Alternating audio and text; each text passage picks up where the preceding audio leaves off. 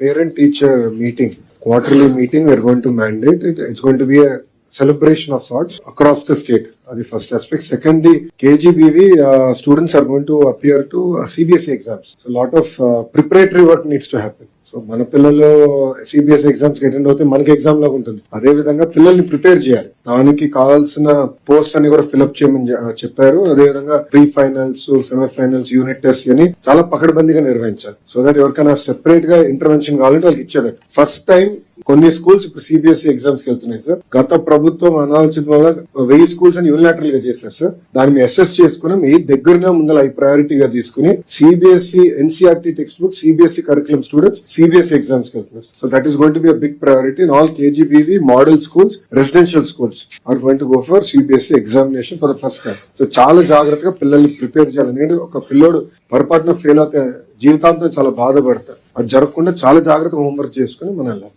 ఈ రెండు మా సైడ్ నుంచి